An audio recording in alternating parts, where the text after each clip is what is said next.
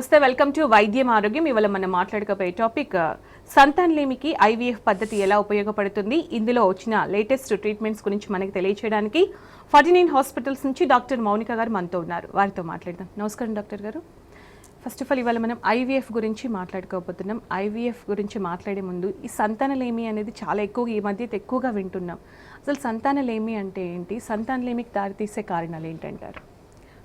సంతానలేమి అంటే ఇన్ఫర్టిలిటీ అండి. So infertility అని ఎప్పుడు అంటామంటే హస్బెండ్ అండ్ వైఫ్ ఇద్దరు కూడా రెగ్యులర్గా అన్ప్రొటెక్టెడ్ ఇంటర్కోర్స్లో అంటే అట్లీస్ట్ వీక్లీ ట్వైస్ ఇంటర్కోర్స్లో పార్టిసిపేట్ చేస్తూ 1 year తర్వాత కూడా ప్రెగ్నెన్సీ అందలేదు అన్నప్పుడు ఇన్ఫర్టిలిటీ సమస్యలేమి ప్రాబ్లం అన్నట్టు అంటాం. కానీ దీంట్లో కొన్ని క్రైటీరియా ఉంటాయి. ఏంటి అంటే లేడీకి సైకిల్స్ రెగ్యులర్గా వస్తూ ఉండాలి, అండ్ సెక్షువల్ ఇంటర్కోర్స్ టైంలో వాళ్ళకి ఎటువంటి డిఫికల్టీస్ అన్నవి ఉండకూడదు, అండ్ హస్బెండ్ సైడ్ నుంచి కణాల కౌంట్స్ నార్మల్ ఉండాలి. సో ఇవన్నీ అవుతూ ఉండి కూడా 1 year తర్వాత కూడా ప్రెగ్నెన్సీ రాలేదు అంటేనే మనం ఇన్ఫర్టిలిటీ అంటాం. ఒకవేళ లేడీలో ఏమైనా సైకిల్స్ రెగ్యులర్గా లేవు, లేదా వేరే సెక్షువల్ ఇంటర్కోర్స్ సంబంధించి ఏమైనా ప్రాబ్లమ్స్ ఉన్నాయి, ఎటువంటి ఉన్నా కూడా 1 year ముందే వాళ్ళు ఇన్ఫర్టిలిటీ సెంటర్స్లో డాక్టర్స్ని అప్రోచ్ అయితే ప్రాపర్ ట్రీట్మెంట్ తీసుకొని they can overcome it.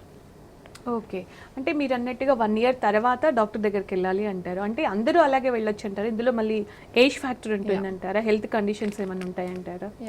Like I said differences are ఇట్లా సైకిల్స్ ఎలా ఉన్నాయి దాన్ని బట్టి, అండ్ అది కాకుండా మీరు అన్నట్టు age factor, because 35 years above ఒకవేళ వైఫ్ ఏజ్ అయ్యి ఉంటే మాత్రము 6 months వరకే ట్రై చేసి రమ్మంటాం. ఎందుకంటే ఎగ్ రిజర్వ్ అంటే కొన్ని ఫిక్స్డ్ నెంబర్ ఆఫ్ ఎగ్స్తో లేడీస్ అనేది దే ఆర్ బోర్న్.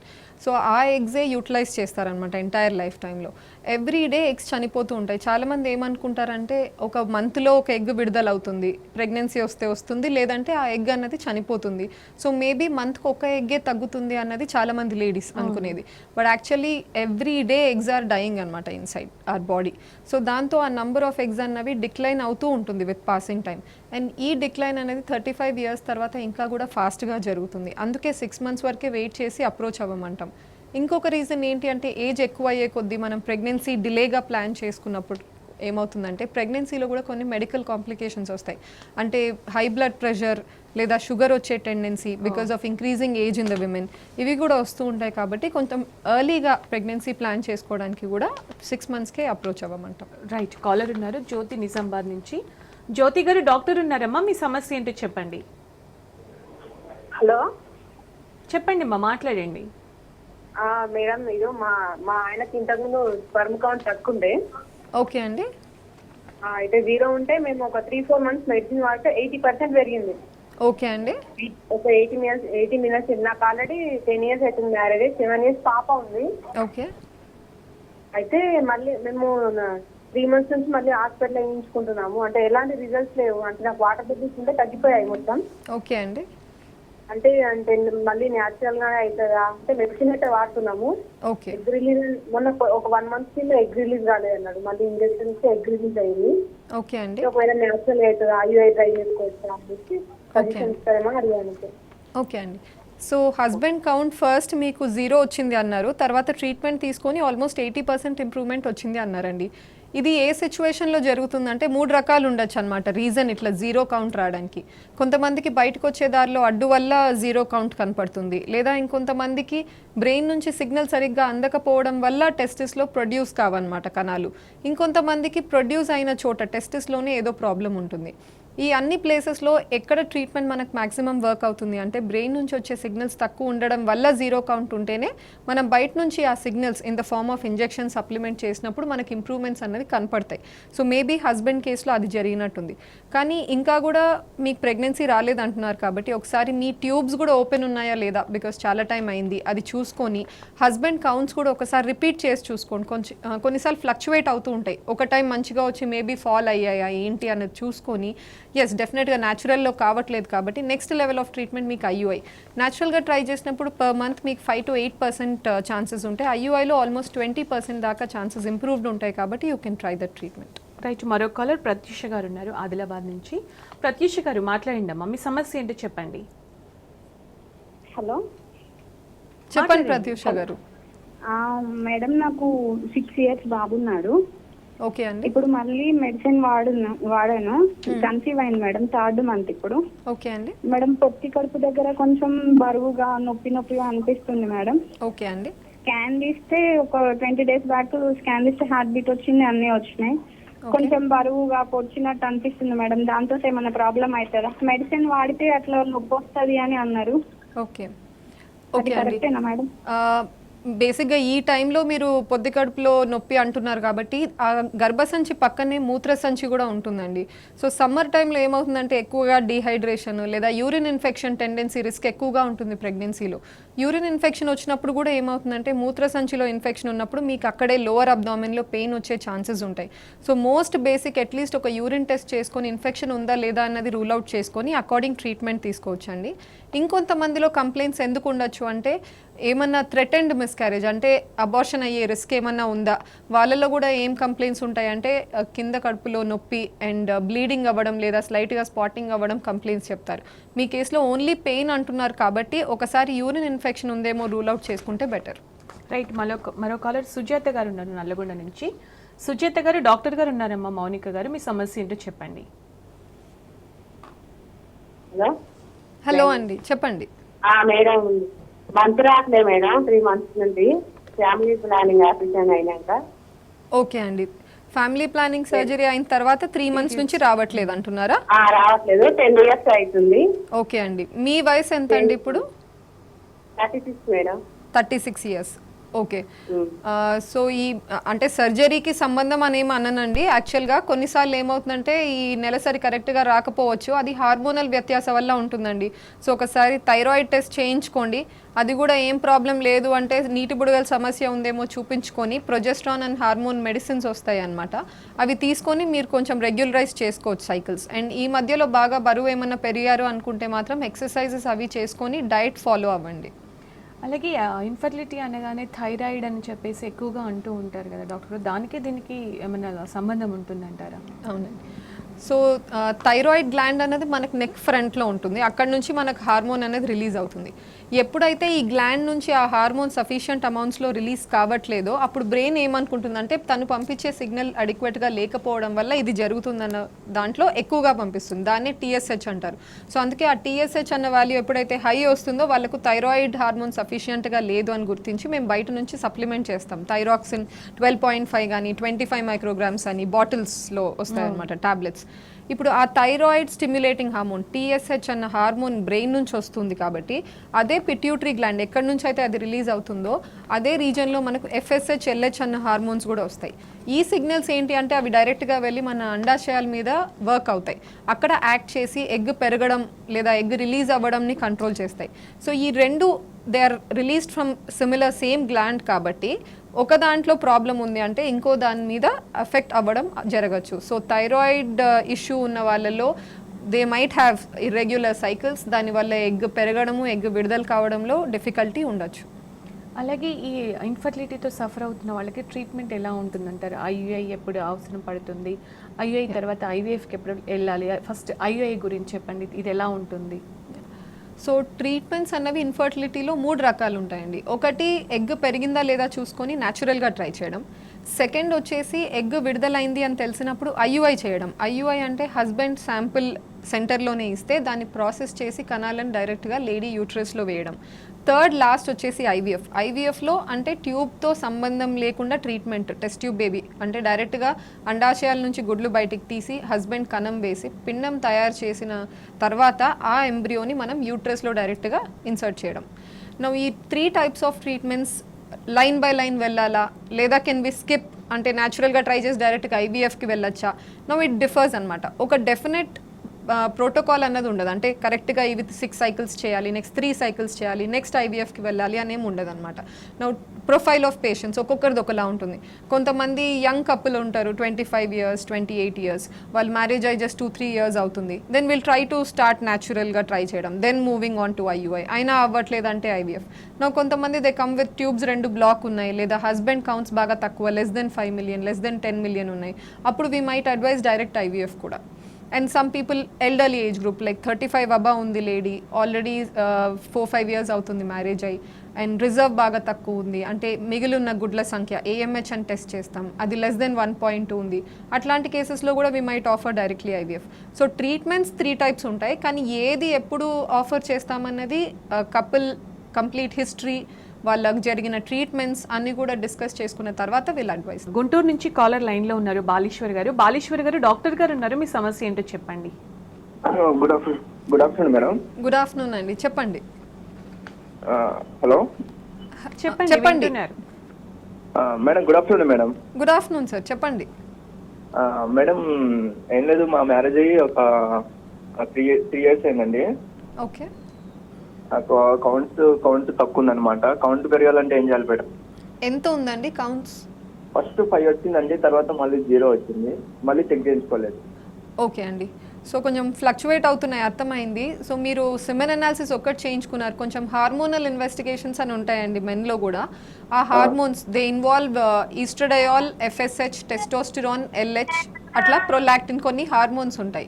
మీరు ఆ హార్మోన్స్ చేయించుకుంటే దాంట్లో మనము గుర్తించవచ్చు అనమాట ప్రాబ్లం ఎక్కడ ఉంది, బ్రెయిన్ నుంచి వచ్చే సిగ్నలా, లేదా ప్రొడ్యూస్ అవుతున్న సైట్లోనా, లేదా ఇవన్నీ హార్మోన్స్ నార్మల్ ఉండి కూడా మీకు ఒకవేళ 0 కౌంట్స్ లేదా బాగా తక్కువ కౌంట్స్ కనపడుతుంటే మేబీ ఏదో ఇన్ఫెక్షన్ వల్ల బయటికి వచ్చే దారి డక్ట్స్లో బ్లాకేజ్ వల్ల ఇది అవుతూ ఉండొచ్చు. సో మీరు ఆ హార్మోన్స్ చేసుకొని ఒకవేళ FSH, LH అనేవి బాగా లెస్ ఉన్నాయి, <1.2 వస్తున్నాయి అంటే బయట నుంచి మనం HCG అని ఇంజెక్షన్స్ ఇస్తాం, దాంతో స్లైట్ ఇంప్రూవ్మెంట్ తీసుకురావచ్చు. But in the latter 2 sites ఏంటి అంటే పెద్దగా ఇంప్రూవ్మెంట్స్ మనకు కనపడవు ఇన్స్పైట్ ఆఫ్ గివింగ్ మెడికేషన్స్. ఆ 2 కేసెస్లో మాత్రం we would advise direct IVF, ఎందుకంటే మీరు డిలే చేసే కొద్దీ ఆ పెథాలజీ ఎగ్జిస్ట్ అయ్యి నిజంగానే రేపు 0 కౌంట్స్ అయ్యాయి అనుకోండి, IVFలో కూడా కొంచెం ప్రాబ్లం అవ్వచ్చు. అప్పుడు టెస్టిస్లో డైరెక్ట్గా నీడిల్ వేసి స్పర్మ్స్ తీసే అవకాశం వస్తుంది. ఇప్పుడే కౌంట్స్ ఉన్నప్పుడే మీరు IVFకి వెళ్తే ఏమవుతుందంటే డైరెక్ట్గా మీరు ఇచ్చిన శాంపుల్లో స్పర్మ్స్ దొరుకుతాయి, కాబట్టి those will be sufficient to fertilize the eggs retrieved from your wife. Right. Rambabu గారు ఉన్నారు మరో కాలర్ వెస్ట్ గోదావరి నుంచి. రాంబాబు గారు, డాక్టర్ గారు ఉన్నారు, మీ సమస్య ఏంటో చెప్పండి. నమస్తే మేడం. నమస్తే రాంబాబు గారు, చెప్పండి. మాది వెస్ట్ గోదావరి అండి. నాకు మ్యారేజ్ అయ్యి 5 years అవుతుంది మేడం. ఓకే అండి. అయితే మేము మాకు వెస్ట్ గోదావరి రాజమండ్రిలో ప్రగతి హాస్పిటల్లో నాకు చూపించుకున్నాం మేడం. ఓకే అండి. డాక్టర్ సజ్జ పద్మాగర్ అని ఆవిడ దగ్గర చూపించుకున్నామండి. అయితే ఆవిడ ల్యాప్రోస్కోపీ చేస్తే కానీ ఏ విషయం చెప్పలేము అని చెప్పారండి. ఓకే అండి. ల్యాప్రోస్కోపీ చేయించామండి. ఓకే. అయితే ఏంటంటే లోపల ఇవ్వాలి జస్ట్ ట్యూబ్స్ కి ముద్ద కింద గడ్డలో ఉన్నాయి, ఎండ్రోమెట్రిస్ అనే చెప్పారండి. ఎండోమెట్రియోసిస్ ఉందా? అవునన్నారండి. ఓకే అండి. ట్యూబ్స్ ఓపెన్ ఉన్నాయన్నారా? ఓపెన్ బాగున్నాయి, క్లీన్ చేసేసి బాగానే ఉన్నాయన్నారండి. నెక్స్ట్ అది అయిపోయాక. ఓకే అండి. ఓకే. నెక్స్ట్ ఏంటి అంటే అక్కడ ఏంటంటే IUI చేశారు 2 times. ఓకే అండి. ఇప్పుడు IUI సక్సెస్ కాలేదని IVFకి వెళ్దామన్నారు. ఓకే అండి. ఓకే. అయితే ఏంటంటే మేము అమౌంట్ ఎక్కువైపోతుందని ఆగిపోయాం 2 months నుంచి. ఓకే అండి. ఓకే. అయితే మన డాక్టర్ జ్యోతి మేడం గారు అన్నారు కదండి, ఓకే అండి. ఆ యూట్యూబ్ లో చూసి విజయవాడ ఫోన్ చేసి కాల్ చేసామండి. విజయవాడ వెళ్ళామండి మొన్న. ఓకే అండి. 1 month అవుతుందండి విజయవాడ వెళ్ళి. ఓకే. అక్కడ కూడా స్కానింగ్ రిపోర్ట్లు చూసి థైరాయిడ్ టెస్ట్లు అన్ని చేశారు, అన్ని బాగానే ఉన్నాయి అన్నారండి. ఓకే. ట్యూబ్ అయితే కొద్దిగా గడ్డల కింద టైప్ లో ఉన్నాయి అన్నదండి. ఆ మేడం గారు కూడా IVF చేద్దామని చెప్పారండి. ఓకే అండి. అదే దానికి ప్రిపేర్ అవ్వమంటారా ఏంటని? ఓకే అండి.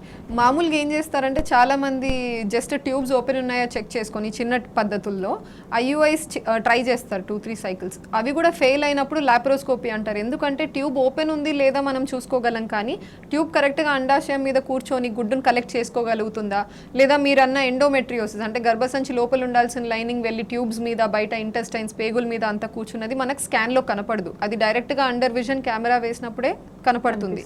కనిపించినప్పుడు ఏం చేస్తారంటే స్లైట్గా లేజర్ ఎనర్జీ అప్లై చేసి ఆ రీజన్స్ అంతా ఫల్గురేట్ చేస్తారు అంతే.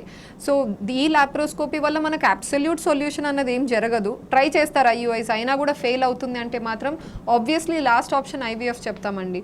IVFలో ఏంటి అంటే IUIస్లో ఈ ట్యూబ్ సరిగ్గా కదులుతుందో లేదో, లేదా గుడ్డు లోపలికి వెళ్ళిన తర్వాత కణం గుడ్డు కలవగలుగుతున్నాయా లేదా, పిండం తయారవుతుందా లేదా, ఇవన్నీ అన్సర్టన్ ఉంటాయి అన్నమాట, మనకు తెలీదు. IVFలో ఏంటి అంటే డైరెక్ట్గా గుడ్డు కణం మనం ల్యాబ్లోనే కలిపి ఎంబ్రియో తయారు చేస్తున్నాం కాబట్టి అట్లీస్ట్ మనకు హాఫ్ జర్నీ సర్టన్గా కంప్లీట్ అయిపోయి ఉంటుంది. రిమైనింగ్ హాఫ్ అంటే పెట్టినప్పుడు ఎంబ్రియో అతుక్కుంటుందా లేదా ఒకటి మాత్రమే మనకు తెలీదు. సో మీ కేసులో ఆల్రెడీ IUIs చేసుకున్నారు, ఫెయిల్ అయ్యాయి కాబట్టి అండ్ ల్యాబ్ కూడా మనకేమి స్ట్రాంగ్గా కాంక్రీట్గా ప్రాబ్లం ఏం తెలియట్లేదు అన్నప్పుడు మనం ఆబ్వియస్లీ ఐవీఎఫ్ అన్ఎక్స్ప్లెయిన్డ్ ఇన్ఫర్టిలిటీ అంటే అంతా బాగుండి కూడా కావట్లేదు అన్న కపుల్స్లో వీ ఆఫర్ ఐవీఎఫ్ అండి. అలాగే ఐయుఐ ఎన్ని సర్క్యూట్స్ ట్రై చేయొచ్చు అంటారు? ఎప్పుడు ఏ సందర్భంలో ఎవరు ఐవీఎఫ్కి వెళ్ళాలి? సో ఐయుఐ సైకిల్స్ డెఫినెట్ ఇన్ని అని ఉండవండి. Like in our practice few come 2 cycles failed లేదా 3 and recently I came across 1 patient వాళ్ళకి 15 ఫెయిల్డ్ ఐయుఐస్ ఉన్నాయి. సో అది each one has their own way, అంటే వేరే పెరిఫరీస్లో ఎక్కడో ట్రీట్మెంట్స్ తీసుకుంటున్నారా. సో డెఫినెట్ నంబర్ అని చెప్పాను కానీ అకార్డింగ్ టు గైడ్ లైన్స్ అంటే యూరప్ కానీ American people are everybody all fertility societies come together and ఏం డిసైడ్ అయ్యారంటే అట్లీస్ట్ ఒక 3 to 4 సైకిల్స్ ట్రై చేసిన తర్వాత కూడా మనకు సక్సెస్ లేదా రిజల్ట్ అన్నది లేకున్నప్పుడు లిటిల్ డీపర్ ఇన్వెస్టిగేషన్స్ వెళ్తారనమాట. అంటే లాపరోస్కోపీ చేద్దామని కొంతమంది అడ్వైస్ చేస్తారు. ఎందుకంటే దాంట్లో ఏమైనా ట్యూబ్ ఓవరీ రిలేషన్ కరెక్ట్గా ఉందా లేదా చూసుకొని, లేదు అంటే yeah maybe do some corrections in laparoscopy and then try another 2 to 3 cycles of IUI. అప్పుడు కూడా ఫెయిల్ అయితే ఐవీఎఫ్ వెళ్ళడం. లేదు కొంతమంది ఏమంటారంటే 3 సైకిల్స్ ఆఫ్ ఐయుఐ అయిపోయిన వెంటనే లాపరోస్కోపీ బదులు they'll tell directly go for IVF. ఎందుకంటే ల్యాబ్లో already so much expenditure is involved, ఎంతో మనీ అవుతుంది. దెన్ అగైన్ ఐయుఐస్ ఇన్స్టెడ్ డైరెక్ట్గా ఐవీఎఫ్ వెళ్తే ఏమవుతుందంటే better success rates. Right, Nizamabad నుంచి కాలర్ ఉన్నారు శ్రీనివాస్ గారు. శ్రీనివాస్ గారు, డాక్టర్ గారు ఉన్నారు, మీ సమస్య ఏంటో చెప్పండి, ఫోన్లో మాట్లాడండి నేరుగా. Madam good afternoon. Good afternoon అండి, చెప్పండి. మేడం మాకు మ్యారేజ్ 10 years వచ్చింది. ఓకే అండి. 7 years పాప ఉంది. మేము ఇక తర్వాత ప్రెగ్నెంట్ గురించి ప్లాన్ చేయలేదు. 3 months నుంచి ప్లాన్ చేస్తున్నాం ప్రెగ్నెంట్ గురించి. ఓకే అండి. అయితే డాక్టర్ గారు ఏమన్నారంటే ఇట్లా ఎగ్ క్వాంటిటీ తక్కువ ఉంది, ఓకే ఎగ్ పెరగలేదు అని చెప్పేసి ఎగ్ క్వాంటిటీ పెరగడానికి ఇంజెక్షన్ ఇచ్చారు మేడం మీరు. ఓకే అండి. తర్వాత మళ్ళీ ఎగ్ రిలీజ్ కావడానికి ఇంజెక్షన్ ఇచ్చారు మనం రీసెంట్గా. Okay. So next egg release ఉందంటే రిలీజ్ అవుతుంది అని అన్నారు. ఓకే. మరి ఇంకా ప్రెగ్నెన్సీ దాని గురించి ట్యూబ్స్ కూడా చెకప్ చేయించాను కానీ 2020లో ఆ రోజు ట్యూబ్స్ అయితే క్లియర్ ఉన్నాయని అన్నారు, ట్యూబ్ అవసరం లేదు అన్నారు చెకప్. ఓకే అండి. నాకు కూడా కౌంట్ చెకప్ చేసి 80 విలేజ్ ఉన్నాయి, నాకు ఓకే ఉంది అన్నారు. ఓకే అండి. అది సంతానం ఇంకా కలగలేదని చెప్పేసి. మీ వైఫ్ ఏజ్ ఏంటండి ఇప్పుడు? ఏజ్ వచ్చేసి 27 అండి. ఎంత అండి? 27. ఓకే అండి, నాకు అర్థమైంది. ఇది సెకండరీ ఇన్ఫర్టిలిటీ అని మనకు ఉంటుందండి. అంటే వీళ్ళలో ఏమవుతుందంటే ఒక ప్రెగ్నెన్సీ ఈజీగానే వచ్చి ఉంటుంది, అంటే అది అబార్షన్ అవ్వచ్చు లేదా మీకు డెలివరీ అయ్యి మీలాగా మంచి పాప ఉండొచ్చు లేదా బాబు ఉండొచ్చు, నెక్స్ట్ ప్రెగ్నెన్సీ కష్టం అవుతూ ఉంటుందండి. సెకండరీ ఇన్ఫర్టిలిటీ అన్న కేసెస్లో కూడా మేము ఇన్వెస్టిగేషన్ సేమ్ పెట్టుకుంటాం. అంటే హస్బెండ్కి కణాల టెస్ట్ చేయడం కావచ్చు లేదా వైఫ్కి స్కాన్ చేయడం కావచ్చు అండ్ ఆల్సో వైఫ్కి ట్యూబ్స్ టెస్ట్. సో ఇక్కడ మీరు 3 చేశారు, కణాలు బాగానే ఉన్నాయన్నారు, ట్యూబ్స్ ఓపెన్ ఉన్నాయన్నారు, బట్ ఓన్లీ థింగ్ ఇస్ కొంచెం ఎగ్ నంబర్స్ తక్కువ కనపడుతున్నాయి అని చెప్పారు అంటున్నారు. ఆ టైంకి ఈ టైంకి అంటే 7 years బ్యాక్కి ఇప్పటికీ ఏమవుతుందంటే ఎగ్స్ చనిపోతూ ఉంటాయి కాబట్టి ఎగ్ నంబర్ అనేవి తగ్గిపోయి ఉంటాయి. కానీ నిజంగా మిగిలిన గుడ్లు ఎన్ని ఉన్నాయి, ఎంత తక్కువ ఉంది రిజర్వ్ అని తెలుసుకోవాలంటే మీరు ఏఎంహెచ్ అని ఒక బ్లడ్ టెస్ట్ చేసుకోవచ్చు. ఈ ఏఎంహెచ్ అన్న బ్లడ్ టెస్ట్ మీరు సైకిల్లో ఏ టైం అయినా చేయొచ్చండి, సెకండ్ డేనే చేయాలి, పీరియడ్ ఉన్నప్పుడు చేయాలని ఏం లేదు. ఒకసారి ఆ టెస్ట్ చేసుకోండి. ఆ టెస్ట్లో రిపోర్ట్ ఒకవేళ 1.2 కంటే తక్కువ ఉంది అంటే మాత్రము నిజంగానే రిజర్వ్ తగ్గిపోతున్నట్టు. ఈ కేసెస్లో ఏమవుతుందంటే గుడ్ల నంబరే కాదు క్వాలిటీ అనేది కూడా తగ్గుతూ ఉంటుంది. సో మీరు ఎక్కువగా గ్యాప్ ఇవ్వకుండా ట్రీట్మెంట్స్ బ్యాక్ టు బ్యాక్ మీరు మంత్స్లో ట్రీట్మెంట్స్ తీసుకుంటూ ప్రెగ్నెన్సీకి ట్రై చేయాల్సి ఉంటుంది. రైట్, మహేష్ ఉన్నారు హైదరాబాద్ నుంచి కాలర్. మహేష్ గారు, మీ సమస్య ఏంటో చెప్పండి, డాక్టర్ గారు ఉన్నారు. Madam good evening madam. Good evening Mahesh గారు, చెప్పండి. మేడం అది ఏం లేదు మేడం, మాకు మ్యారేజ్ అయ్యి 3 years అయింది మేడం. ఓకే. కొద్దిగా లేట్గా మ్యారేజ్ అయింది అన్నట్టు. ఓకే. అయితే మొన్న మా మిస్సెస్కి కన్ఫ్యూజ్ అయినాక 3 monthsగా అవేషన్ అయింది మేడం. ఓకే. 3 monthsగా అవేషన్ అయింది. అది ఎందుకు అయిందని అంటే హార్ట్ బీట్ సరిగా లేదు, దానివల్ల అవేషన్ అయిందని చెప్పారు మేడం. ఓకే అండి. అయితే తర్వాత డిఎన్సీ చేశారు మేడం. డిఎన్సీ చేసిన తర్వాత నుంచి తనకు సైకిల్ కరెక్ట్ రావట్లేదు మేడం. వచ్చిన 10 days అట్లా 10-15 days ఉంటుంది మేడం. ఓకే అండి. అయితే డిఎన్సీ చేసిన డాక్టర్ని కాంటాక్ట్ అయ్యాను మేడం. ఓకే. మేడం ఇలా అవుతుందంటే కొద్దిగా మెడిసిన్ ఇచ్చి తగ్గిపోతుంది లేండి అని అంటున్నారు మేడం. ఓకే. మళ్ళీ తర్వాత మళ్ళీ లాస్ట్ 3 days బ్యాక్ అయితే ఇది వ్యాక్సిన్ ఎఫెక్ట్ అండి, ఒక 3 నుంచి 6 months వరకు అలాగే ఉంటుంది అని అంటున్నారు మేడం. ఓకే అండి. దీని గురించి తెలుసుకోవాలి ఇంకా. కొంచెం లేట్ మ్యారేజ్ అన్నారు కదండి, మీ ఇద్దరి వయసు ఏంటండి? నాకు 39 అండి, తనకు 37 అండి. 37. ఓకే అండి. సో ఈ డిఎన్సీ అంటే డిఎన్సీ వల్ల అని కాదండి, మిస్క్యారేజ్. సో ఈ మిస్క్యారేజ్ అయిన తర్వాత ఏమవుతుందంటే చాలామంది లేడీస్లో సైకిల్స్ మళ్ళీ రెగ్యులర్ కావడానికి కొంచెం టైం పడుతుంది, హార్మోన్స్ అన్నీ నార్మలైజ్ కావడానికి. సో ఈ 3 to 6 months కొంచెం డిస్టర్బ్డ్గా రావచ్చు సైకిల్స్. ఈ సైకిల్స్ డిస్టర్బ్డ్గా వచ్చినప్పుడు ఏమవుతుందంటే ఒక ఎగ్ పెరుగుతుందా లేదా, మీరు ఏ టైంలో కలిస్తే ప్రెగ్నెన్సీ వస్తుంది అన్నది మీకు కొంచెం కన్ఫ్యూజన్గా ఉంటుంది. బట్ స్టిల్ ఇంకో సైడ్ ఏంటి అంటే లేడీస్ ఏజ్ 37 years అంటున్నారు కాబట్టి సో మీరు ఒకసారి తనకి ఇంటర్నల్ స్కాన్ చేయించి రెండు వైపులా ఓవరీస్లో ఎగ్ నంబర్స్ ఎలా ఉన్నాయని చూపించుకోండి. Because egg numbers right and లెఫ్ట్లో కనపడే ఫాలికల్స్ రెండు కలిపి ఒకవేళ 7 కంటే తక్కువ ఉన్నాయి అంటే దట్ మీన్స్ తనకి ఎగ్ నంబర్స్ బాగా పడిపోతున్నట్టు. అండ్ వన్ మోర్ రీజన్, ఈ మిస్క్యారేజ్ అవ్వడానికి ఎన్నో ఎక్స్ప్లెనేషన్స్ ఉండొచ్చు. అంటే కొంతమంది హార్మోనల్ డిస్టర్బెన్స్ అంటారు, కొంతమంది ఇన్ఫెక్షన్స్ అంటారు. అండ్ మోస్ట్ కామన్ ఎక్స్ప్లెనేషన్ ఈ ఫస్ట్ 3 monthsలో కావడానికి ఎందుకు అవుతుంది అంటే ఫామ్ అయిన ఎంబ్రియోలో ఏదో జన్యుపరంగా ప్రాబ్లం ఉండి ఉండొచ్చు. 37-year-old లేడీలో ఏమవుతుందంటే ఓల్డర్ ఎగ్స్ వస్తాయి. ఇప్పుడు ఓల్డర్ ఎగ్స్లో కొంచెం స్టిక్కీ జెనెటిక్ మెటీరియల్ ఉండడం, సమ్ అబ్నార్మాలిటీ ఉండడం ఎక్కువగా చూస్తాం. లెస్ దెన్ 30 లేదా అప్ టు 30లో ఏమవుతుందంటే ఒక అబ్నార్మల్ ఎంబ్రియో లేదా ప్రాబ్లంతో ఉన్న బేబీ పుట్టే ఛాన్సెస్ 1 in 800 అయితే ఈ 38-40 దగ్గర ఆల్మోస్ట్ 1 in 100 బాగా రిస్క్ అన్నది పెరుగుతూ ఉంటుందన్నమాట. సో ఈ మిస్క్యారేజ్ రిస్క్ అన్నది కూడా కొంచెము అబవ్ 35 years లేడీస్లో ఎక్కువగా చూస్తాము. సో మీరు ఒకసారి ఆ రిజర్వ్ ఎలా ఉంది మేడంకి చూపించుకొని ఆ తర్వాత ట్రీట్మెంట్ తీసుకుంటే బెటర్. అలాగే ఐవీఎఫ్ అంటే అసలు ప్రాసెస్ ఎలా ఉంటుంది డాక్టర్ గారు? సో ఐవీఎఫ్ ప్రాసెస్ అనేది it starts even before the period అండి. ఎందుకంటే పీరియడ్ కంటే ముందే కొన్ని టాబ్లెట్స్ పెడతాము, ప్రీ ట్రీట్మెంట్ అంటాం దాన్ని. అవి ఎందుకు పెడతాము అంటే మనం ఏ రోజైతే ట్రీట్మెంట్ స్టార్ట్ చేద్దాం అనుకుంటున్నాం అంటే period 2nd or 3rd day కొత్త బ్యాచ్ ఆఫ్ ఎగ్స్ వస్తాయి కదా, అవన్నీ కూడా సిమిలర్ సైజెస్గా సింక్రోనస్గా ఉండేటట్టు చూసుకునేటట్టు ప్రీ ట్రీట్మెంట్ పెడతాము. అవి టాబ్లెట్స్ ఫామ్ కావచ్చు అండ్ కొన్ని జెల్స్ కావచ్చు. సో ఇవన్నీ ప్రీ ట్రీట్మెంట్ పెట్టుకొని period 2nd or 3rd day లేడీని రమ్మంటాము. ఆ రోజు నుంచి daily injections around on an average 10 to 12 days నడుస్తాయి. ఇవి సబ్క్యూటేనియస్ ఇన్సులిన్ లాంటి చిన్న సూది ఇంజెక్షన్స్ పొట్టకు వేస్తాము. ఇట్లా 10 to 12 days ఇచ్చి మధ్య మధ్యలో స్కాన్స్ చేసుకుంటూ ఎగ్ సైజెస్ని మానిటర్ చేసుకుంటాం బోత్ సైడ్స్. ఏ రోజైతే ఫాలికల్స్ ఈ ఎగ్ సైజెస్ ఓవరీస్లో ఆల్మోస్ట్ 16-17 mm ఈ రేంజెస్కి వచ్చాయి అన్నప్పుడు తనకు ట్రిగర్ అంటాం, అంటే ఇంజెక్షన్ ఇచ్చి ఎగ్ విడుదల కావడానికి లోపల ఇచ్చి మనం తన్ని అనెస్థీషియా ఇచ్చి మనము ఎగ్స్ బయటికి రిట్రీవ్ చేస్తాం. ఎగ్స్ రిట్రీవ్ చేసే పద్ధతి ఎలా ఉంటుందంటే త్రూ వెజైనా రిట్రీవ్ చేస్తాము. సో తన స్టమక్ మీద ఏ ఇన్సిషన్ కూడా ఉండదు and it's a day care procedure. పొద్దున వస్తే ఆఫ్టర్నూన్ లేదా ఈవినింగ్కి వెళ్ళిపోవచ్చు, ఎక్కడ కూడా అడ్మిట్ అవ్వాల్సిన అవసరం ఉండదు అనమాట ఐవీఎఫ్ ప్రొసీజర్లో. బయటికి తీసిన రోజు హస్బెండ్ని కణాల శాంపుల్ ఇవ్వమంటాం, like they give for testing లేదా ఐయుఐ టైంలో ఎలా ఇస్తారో అలా. ఒక్కొక్క ఎగ్లో ఒక్కొక్క స్పర్మ్ వేసి మనం ఇంక్యుబేటర్లో పెట్టేస్తాం. 3 days తర్వాత మనకి ఎంబ్రియోస్ ఫామ్ అయ్యాయి, ఎన్ని ఫామ్ అయ్యాయి అనేది తెలుస్తుంది. అవి ఫ్రీజ్ చేసి పెట్టుకుంటాం అనమాట. అండ్ ఫాలోయింగ్ సైకిల్లో when her lining is good we transfer the embryos. Okay, అంటే లోపల జరగాల్సిన ప్రాసెస్ బయట చేసేసి in the lab it's happening. Right doctor గారు.